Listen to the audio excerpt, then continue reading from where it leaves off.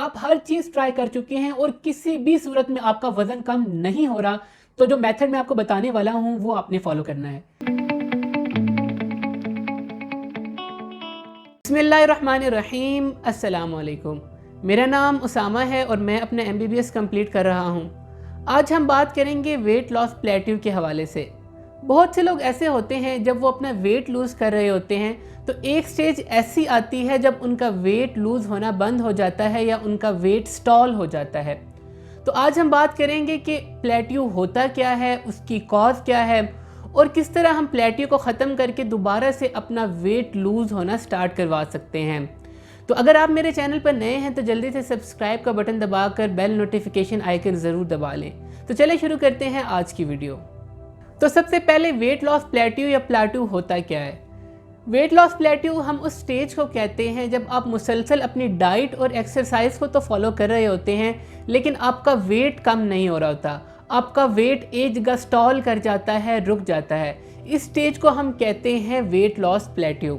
अब ये weight loss plateau होता कब है? जब आप कंटिन्यूसली 4 हफ्तों से ज़्यादा या 1 महीने से ज़्यादा अपनी डाइट भी फॉलो कर रहे होते हैं, एक्सरसाइज भी कर रहे होते हैं, तमाम चीज़ें कर रहे होते हैं, लेकिन उसके बावजूद भी अगर आपका वेट कम ना हो, वेट एक जगह रुक जाए, तो हम कहते हैं कि आप प्लेट्यू का शिकार हो जाते हैं।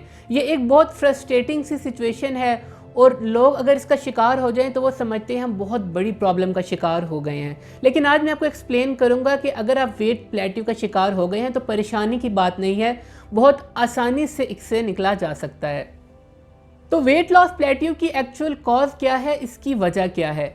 तो वेट लॉस प्लेट्यू एक नेचुरल प्रोसेस है, एक कुदरती अमल है। जब भी आप अपना वेट लूज़ कर रहे होते हैं, जब भी आपका वज़न कम होता है, तो आपकी बॉडी में बहुत ज़्यादा चेंजेस आते हैं। आपका जो मेटाबॉलिज्म है ओवरऑल उसके अंदर एक चेंजिंग आती है। तो इन तमाम चेंजेस को एडजस्ट करने के लिए जो बॉडी है वो प्लेट्यू फेज़ के अंदर चली जाती है। तो जब भी बॉडी प्लेट्यू फेज़ में जाती है तो उसे ये लग रहा होता है कि उसने अपना जो वेट लॉस का टारगेट है वो अचीव कर लिया है। लेकिन ये आपने डिसाइड करना होता है कि आपने वाकई ही क्या अपना टारगेट अचीव कर लिया है या आपने अभी और वज़न कम करना है। तो एक्चुअली प्लेट्यू में बॉडी अपना जो वेट लॉस का प्रोसेस इसीलिए रोक देती है कि उसे लग रहा होता है कि उसने अपना जो वेट है वो काफ़ी हद तक लूज़ कर लिया है। तो अब आपने डिसाइड करना है कि वाकई ही आपने अपना वेट काफ़ी हद तक लूज़ कर लिया है या आप और वेट लूज़ करना चाहते हैं। तो अब आप ये कैसे डिटर्मिन करेंगे? ये हम डिटर्मिन करते हैं अपना BMI चेक करके, यानी कि अपना बॉडी मास इंडेक्स। अगर आपको BMI का नहीं पता तो मैं इस पर डिटेल वीडियो बना चुका हूँ, मैं उसका लिंक डिस्क्रिप्शन में दे दूँगा। आपने वो लाजमी देखना है और अपना जो BMI है वो लाजमी कैलकुलेट करना है। तो BMI में होता ये है कि BMI एक हाइट टू वेट रेशो होती है। उस लिहाज से हमें कुछ वैल्यूज़ मिलती हैं, उस वैल्यू से हम ये पता लगाते हैं कि आप मोटापे का शिकार हैं या नहीं। अब नॉर्मली जो BMI की वैल्यू होती है वो 18 से 25 के दरमियान होती है। अगर आपकी वैल्यू 25 से ज़्यादा आ रही हो तो हम कहते हैं कि आपका वज़न ज़्यादा है।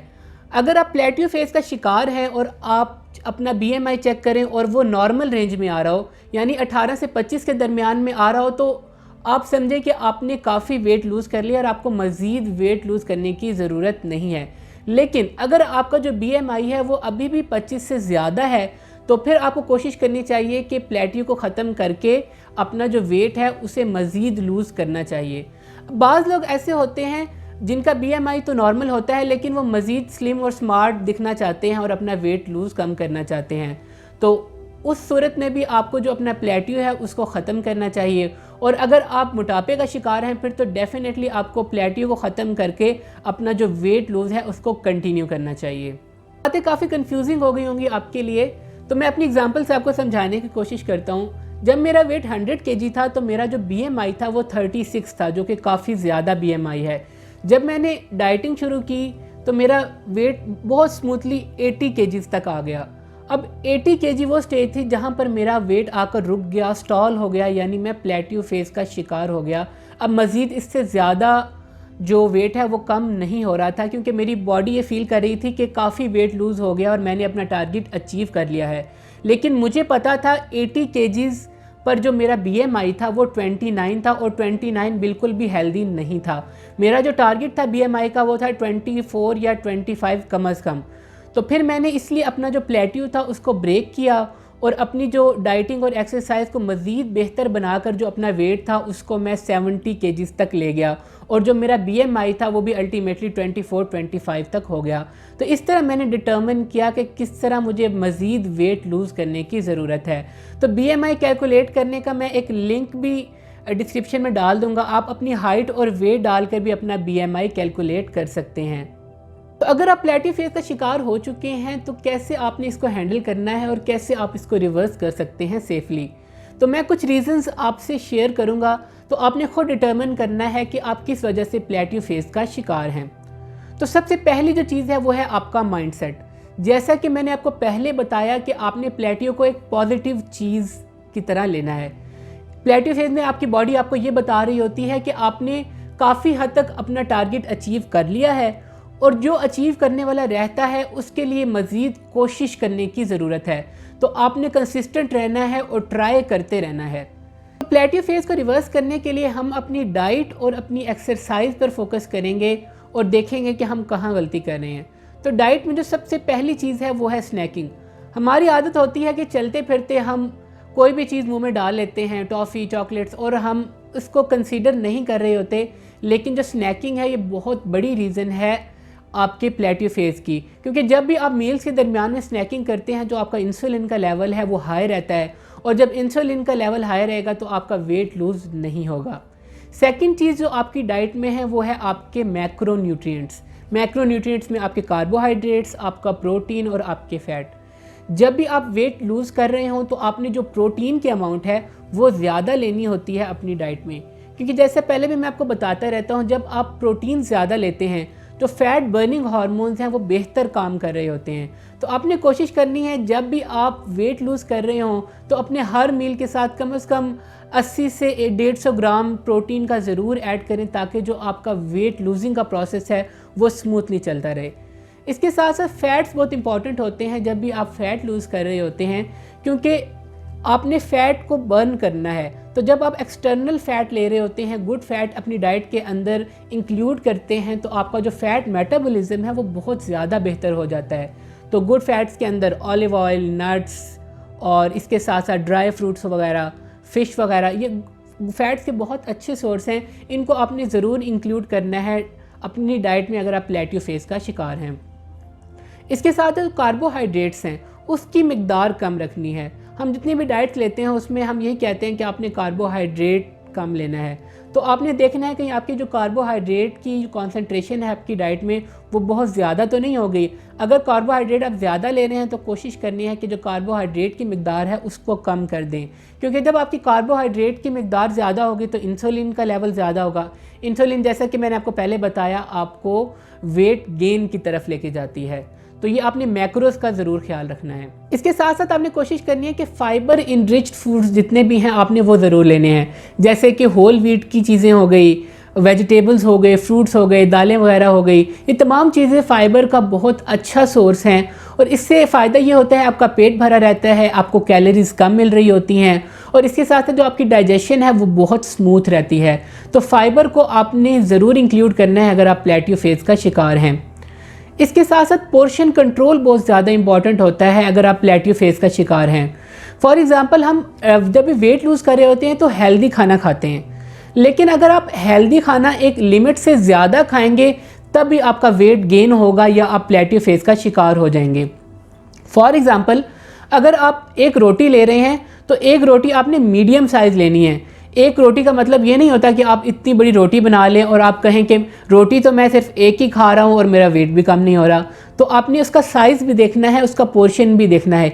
इसी तरह अगर आप सालन ले रहे हैं तो थोड़ा सा सालन ले।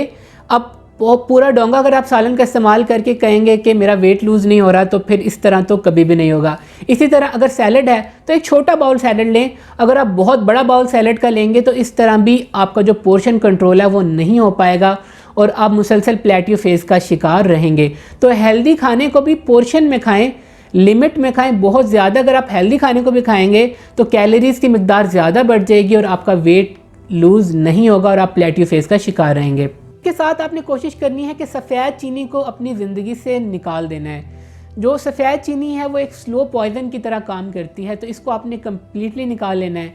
अगर आपको शुगर क्रेविंग बहुत ज़्यादा होती हैं तो कोशिश करें कि आप फ्रूट्स इस्तेमाल कर लें या ब्राउन शुगर इस्तेमाल कर लें या कोई स्वीटनर इस्तेमाल कर लें, लेकिन कोशिश करें कि जो शुगर है, सफ़ेद चीनी है, इसको आपने अवॉइड करना है। इसके साथ साथ अपने आप को हाइड्रेटेड रखें।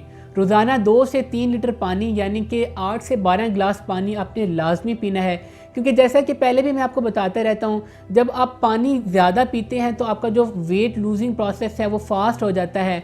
फ़ैट मेटाबॉलिज्म के लिए जो पानी है वो बहुत ज़्यादा इंपॉर्टेंट है। अगर आप पानी नहीं पिएंगे तो आपका जो वेट लॉस का प्रोसेस है वो बुरी तरह मुतासिर हो सकता है। इसके साथ साथ नींद बहुत ज़्यादा इंपॉर्टेंट है। कोशिश करें कि 7 से 8 घंटे की नींद ज़रूर रखें रोज़ाना की बुनियाद पर, क्योंकि जब आप नींद नहीं लेते कम्प्लीटली तो आपकी बॉडी स्ट्रेस का शिकार रहती है। जब भी स्ट्रेस का शिकार रहेगी आपकी बॉडी तो वो सही परफॉर्म नहीं कर पाएगी और अल्टीमेटली आपका वेट गेन होगा। तो ये तमाम वो चीज़ें हैं जो कि आपने कंसीडर करनी है और कोशिश करनी है कि इनको फॉलो करना है। अगर आप प्लेटिव फेज़ का शिकार हैं तो इंशाल्लाह आपका जो प्लेटिव फेज़ है वो ज़रूर रिवर्स होगा। दूसरी जो हमारी चीज़ है वो है एक्सरसाइज। अब जो भी एक्सरसाइज कर रहे हैं उसकी इंटेंसिटी आपने बढ़ा देनी है। अपनी एग्जांपल मैं देता हूँ, जब मैं 100 से 80 kg पर आया तो मैं सिर्फ 10,000 से 15,000 स्टेप्स रोज़ाना की बुनियाद पर चलता था, लेकिन जब मेरी बॉडी प्लेटिव का शिकार हुई तो फिर मैंने जॉगिंग स्टार्ट की आहिस्ता आहिस्ता। जब मैंने जॉगिंग स्टार्ट की तो जो मेरा प्लेटिव फेस था वो ब्रेक हो गया और आहिस्ता आहिस्ता जो मेरा वेट था वो दोबारा से कम होने लग गया। तो अगर आप भी प्लेटिव फेस का शिकार हैं तो कोशिश करें जो अपनी एक्सरसाइज की इंटेंसिटी है उसको बढ़ा दें। फॉर एग्ज़ाम्पल, अगर आप कोई एक्सरसाइज फॉलो कर रहे हैं तो उसकी शिद्दत में इजाफा कर लें। अगर आप वॉकिंग कर रहे हैं तो जॉगिंग स्टार्ट कर लें, जॉगिंग कर रहे हैं तो रनिंग स्टार्ट कर लें। कार्डियो अगर कोई कर रहे हैं तो आप उसकी इंटेंसिटी बढ़ा दें। अगर आप रेजिस्टेंट ट्रेनिंग कर रहे हैं जिम के अंदर तो उसकी इंटेंसिटी बढ़ा दें। अगर आप कोई भी एक्सरसाइज करें उसका दौरानिया बढ़ा दें, उसकी शिद्दत बढ़ा दें, ताकि जो आपकी एक्स्ट्रा कैलोरीज़ हैं वो बर्न हो सके, आपका जो मेटाबॉलिज्म है दोबारा से फ़ैट बर्निंग के अंदर चला जाए। तो ये डाइट और एक्सरसाइज, ये 2 चीज़ें थी जहाँ पर प्रोबेबली आपकी मिस्टेक हो सकती है और इस वजह से आप प्लेटिव फेस का शिकार हो सकते हैं। अब समटाइम्स ऐसा होता है कि आपको अपने स्केल के ऊपर यानी अपनी जो वेट मशीन है उसके ऊपर कोई भी फ़र्क नज़र नहीं आ रहा होता, लेकिन ये ज़रूरी नहीं होता कि अगर आप डाइट कर रहे हैं, एक्सरसाइज कर रहे हैं तो आपका वज़न ही कम हो। समटाइम्स ऐसा हो रहा होता है कि आपकी जो वेस्ट है, कमर है, यहाँ पर फ़र्क महसूस होता है, आपके जो इंचज़ हैं, वेस्ट है, ये कम हो रही होती है। तो आपने ये भी ख्याल करना है कि कहीं ऐसा ना हो रहा हो आपका वेट तो कम नहीं हो रहा लेकिन आपकी वेस्ट कम हो रही है। तो आपने खामखा परेशान नहीं होना। तो समटाइम्स ऐसा भी हो जाता है। आप हर चीज़ ट्राई कर चुके हैं और किसी भी सूरत में आपका वज़न कम नहीं हो रहा, तो जो मेथड मैं आपको बताने वाला हूँ वो आपने फॉलो करना है। मेथड को हम कहते हैं रिवर्स डाइटिंग। रिवर्स डाइटिंग में एक्चुअली होता ये है कि हम 2 से 3 हफ्ते का ब्रेक लेते हैं अपनी डाइटिंग से, क्योंकि डाइटिंग की वजह से समटाइम्स हमारा मेटाबॉलिज्म बहुत ज़्यादा स्लो हो जाता है। तो हम अपने मेटाबॉलिज्म को एक ब्रेक देते हैं और नॉर्मल खाना शुरू कर देते हैं जैसा हम डाइटिंग से पहले खा रहे थे। नॉर्मल हम खा रहे होते हैं, स्नैक्स ले रहे होते हैं। उससे ये होता है कि जो हमारा मेटाबॉलिज्म है वो वापस अपनी जगह पर आ जाता है और नॉर्मली वर्क करना शुरू कर देता है। लेकिन आपने इस दौरान ये कोशिश करनी है कि बहुत ज़्यादा नहीं खाना, ओवर ईटिंग नहीं करनी, बस इसको नॉर्मल रखना है। और ये मेथड उस सूरत में आपने करना है अगर बाकी तमाम चीज़ें फ़ेल हो जाएं। तो ये एक लास्ट रिजॉर्ट है जिसको आपने फॉलो करना है, जिसको हम कहते हैं रिवर्स डाइटिंग। ये पर्सनल सजेशन है कि अगर आपका जो वेट BMI के मुताबिक ठीक है, नॉर्मल है, यानी 18 से 25 की रेंज के दरमियान आ रहा है, तो कोशिश करें कि अपने वेट को मेंटेन करके रखें। मज़ीद कम करने की कोशिश ना करें अगर आपकी फ़िज़ीक ठीक है। समटाइम्स लोग ऐसे होते हैं उन्हें बहुत ज़्यादा क्रेज़ होता है अपना वेट कम करने का, तो इस सूरत में समटाइम्स वो जो अपना मेटाबॉलिज्म है उसको डिस्टर्ब कर लेते हैं और बहुत सी प्रॉब्लम्स हो जाती हैं। अगर आपका BMI नॉर्मल है तो अच्छी बात है, उसको मेंटेन करें और एक हेल्दी लाइफस्टाइल को अपनाए रखें। अगर आपका BMI ज़्यादा है तो फिर आपको ज़रूर कोशिश करनी चाहिए कि अपना वेट कम करें ताकि आपको मोटापे से जुड़ी जितनी भी बीमारियां हैं वो ना हों। मुझे उम्मीद है कि आज की वीडियो आपके लिए बेनिफिशियल रही होगी। आपका कोई भी सवाल हो तो आप कमेंट सेक्शन में फ्रीली मुझसे पूछ सकते हैं। आप पर्सनली भी मेरे इंस्टाग्राम अकाउंट पर और मेरे फेसबुक पेज पर मुझसे रब्ता कर सकते हैं। अगर आज की वीडियो अच्छी लगी हो तो उसे लाइक कर दें और व्हाट्सएप और फेसबुक के थ्रू अपने फैमिली और फ्रेंड तक ज़रूर शेयर करें और मेरे चैनल को भी सब्सक्राइब कर दें तो अगली वीडियो तक के लिए अपना ख्याल रखिएगा। अल्लाह हाफिज़।